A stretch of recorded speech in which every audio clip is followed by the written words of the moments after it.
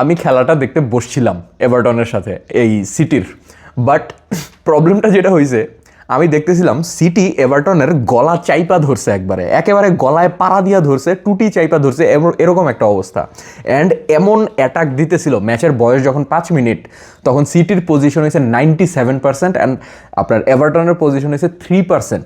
এটা নর্মালি কোনো ফুটবল ম্যাচে আপনি দেখবেন না। 5 মিনিট কিন্তু অনেক লম্বা একটা সময়, ফুটবলে 5 মিনিট অনেক অনেক সময়। সো আমি খেলাটা দেখতেছিলাম, এরপরেও আমি নির্লজ্জের মতো খেলাটা দেখে যাচ্ছিলাম যে যদি যদি এইখানে কিছু হইতে পারে। ফাইনালি জেরেমি ডোকু একটা ব্যাঙ্গার গোল স্কোর করলো, আর আমি সাথে সাথে স্ক্রিনটা অফ করে দিয়ে তাড়াতাড়ি ঘুমাই গেলাম। হ্যাঁ, যে এই খেলা আর দেখার কোনো মানে নাই, অযথা সময় নষ্ট হবে, এবং সকালে ওইটা স্কোর লাইন চেক করবো, তখন দেখা যাবে যে সিটির 4টা 5টা এরকম দিয়া রাখছে।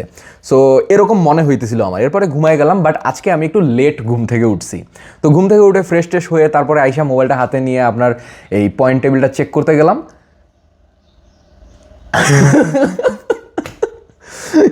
ये सब क्या हो गया आदि, ये कैसे हो गया, इन जालिमों ने मिलकर ये क्या हाल कर दिया तुम्हारा। মানে আমার ক্রেজি একটা অবস্থা হয়ে গেছে, আমি কি লাভ দিমু নাকি গড়াগড়ি খাবো বাটিতে, এরকম আর কি অবস্থা, বুঝতেছিলাম না কি করবো। সো আমার খুব রিগ্রেট হইতেছিল যে আমি কেন ম্যাচটা দেখি নাই। 3-3 গোলে খেলাটা টাই হয়েছে ম্যানচেস্টার সিটি আর এভারটনের। Crazy, absolutely crazy.